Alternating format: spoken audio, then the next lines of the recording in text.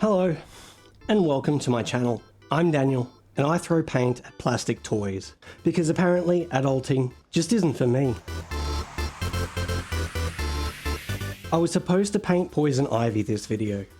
Unfortunately, that brittle resin cracks under less pressure than I do. Those little leaves and vines snapped faster than my willpower on a diet. But I would like to give a shout out to dansneurospicyart, I hope I got that right, came to my rescue like a hobby Batman with a glue gun in the comments and suggested that even a small amount of ABS mixed into the standard stuff will make it more usable for these small parts. Fuck, I'm done. So thank you at dansneurospicyart. I now have some on hand for future projects. So if no ivy, who? How about Bowsette? Because why should Bowser have all the fun? For the uninitiated, she's basically the fan-made love child of Mario and a cosplay shop gone wrong. The Super Crown turns Toadette into Peachette. Bowsette? Proof that the internet just can't behave. This is the last pre-printed model collecting dust on my shelves. It's been loitering around longer than my brain fog. From now on, one project at a time, because multitasking feels like juggling, and I can barely catch. Bowsette and Ivy were both sculpted by the very talented My Custom Models 3D, or MCM 3D. I'll leave a link in the description for your exploratory needs. I absolutely recommend a visit if 1/4 scale female characters are your thing. I printed Bowsette on my Elegoo Saturn 4 Ultra with Sunlu standard resin. Lucky for me, this model only has a few ultra thin parts, making it not a really bad model for this resin. The fringe, ponytail and leaves are the only parts I'm even remotely worried about. Once printed and sanded, I coat the entire model in a black Createx Autoborn sealer. I prefer to use a black primer, however I probably should have used white or grey for a few of the parts. Like the little shroom dude. But I rarely make smart decisions, at least on purpose. I start by dusting off the model with a makeup brush to remove any dust buildup. Then I set the parts out to create a loose game plan. I used to start on the base first and work my way up. I'm not doing that anymore. You'll see why a little later, but first let's work on the skin. For most of the skin work, I'll focus on her thighs, fitting, since I'm a cheeky ass myself, but the process is the same for all skin areas. I like starting skin with a red-violet undertone. Think living, breathing human, not zombie. For the skin base, I'm using universal flesh tone. I spray this in thin layers, slowly building up the skin colour, leaving some of that red-violet in the shadow areas. You can see as I spray it on her face how it goes on like ghost farts.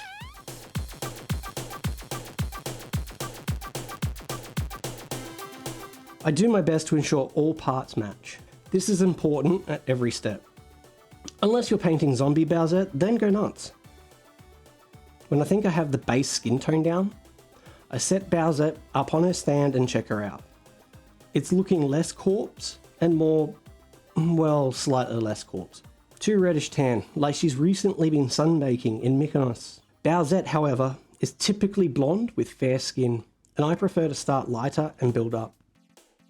To lighten the skin, I add a few drops of the universal flesh tone to detail white, which is transparent.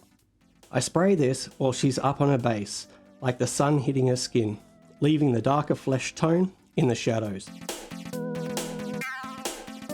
It's at this point I recommend sealing your work.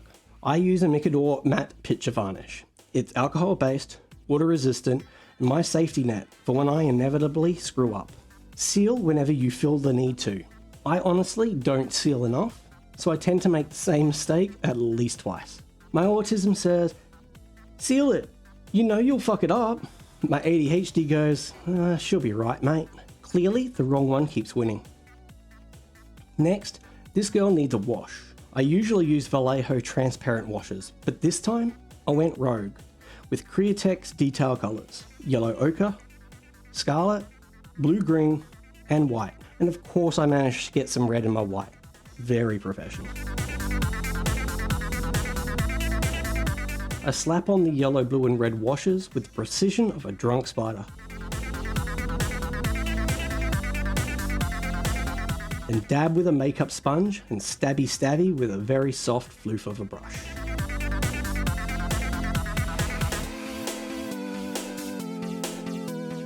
I do all skin parts, including the lower legs covered by the stockings. I wanted them, and failed, to look sheer. This also includes the tail, which I'll need to blend into the skin later.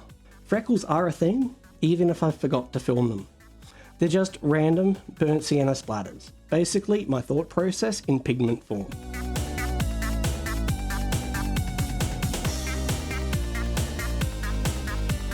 After this, I lightly mist over the skin with some detail white, yellow ochre and scarlet, going back and forth until the skin looks, well, like skin, hopefully. One very important thing to remember, this process can take hours. Do not be discouraged.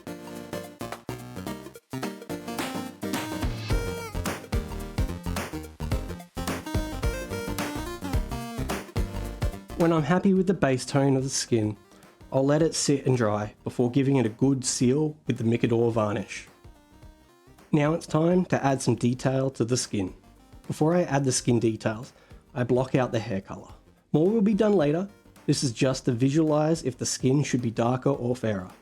At this point, I think she's fine.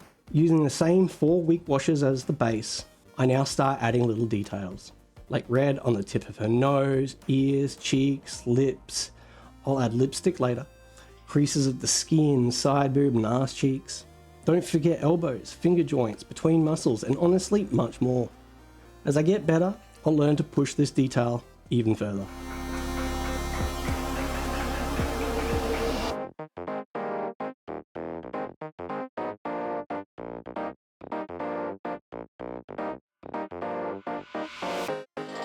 Add a little blue around the eyes, not too much. That's more suited to the raccoon suit. Yellow and white for natural highlights.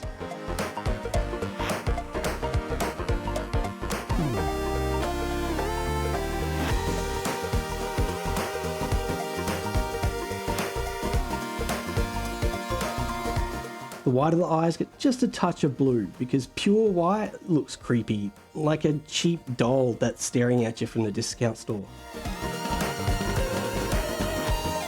I give her some bright blue eyes, start with dark blue circles. Then I add smaller mid-blue circles in the middle of the first little circles. Then on the bottom third of those little circles, I add some light blue. Black for the pupil, and then some white dots to add some reflection. I add some over-the-top black mascara and lipstick that basically screams, "Look out, princess, I need a plumber." To get this lipstick look, I start with a magenta base. I add bright pink in the center of the lips. Then blend it all in with a scarlet wash. Before I'm done with the portrait, I add in some eye fur over the eye holes. I do this with layers of beige and yellow ochre to give the effect of many hairs. Think caterpillar, not slug.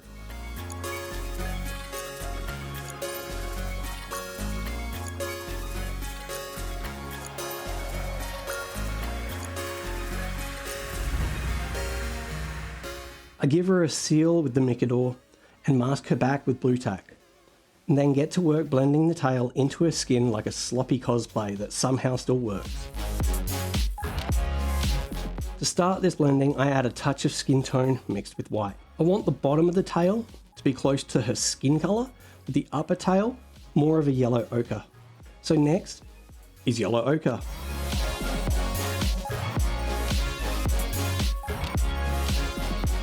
With some white back underneath the tail to tone it back down and start creating a tonal separation. Using a stronger but still thinned out yellow ochre and a sponge, I splodge it over the top of the tail.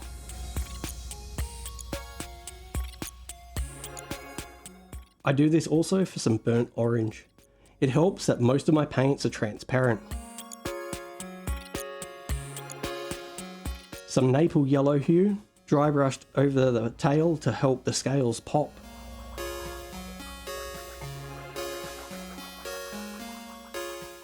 And the underside blend into the top more naturally. A bit more transparent white all over to help mute the current colours and help blend the skin into the tail further. Another thin layer of yellow ochre and a touch more white underneath. Building in layers creates depth to the colour. Then I fuck off the blue tack and start on the tail spikes and the horns with unbleached titanium.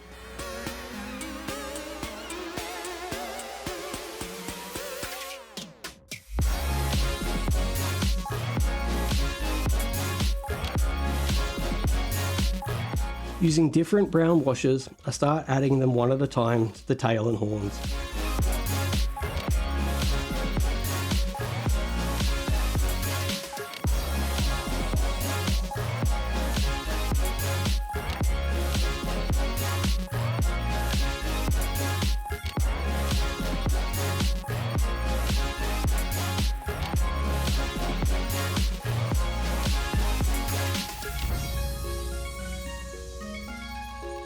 Some white over the top of that, leaving a gap near the base. Some more brown washes. White. And then try some Naples yellow. Nah, too yellow. We'll go with a warm white then. I checked the horns and spikes together. They somewhat match. That's better. I add a yellow ochre wash over the hair. This could have been way stronger. I dry brush the original beige back over the hair before hitting the highlights with the warm white.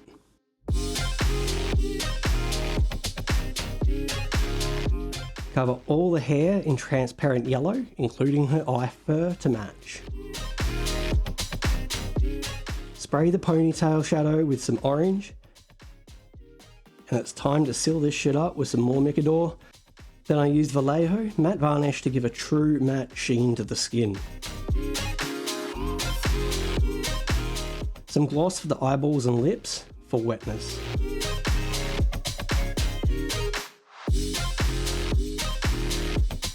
And that is it for part 1 of Bowsette.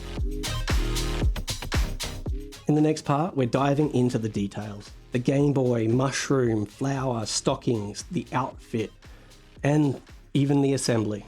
If you're enjoying this paint-fueled train wreck, hit that like button, maybe subscribe, or just comment something mildly unhinged below. Stay tuned for part 2 because Bowsette's not done yet.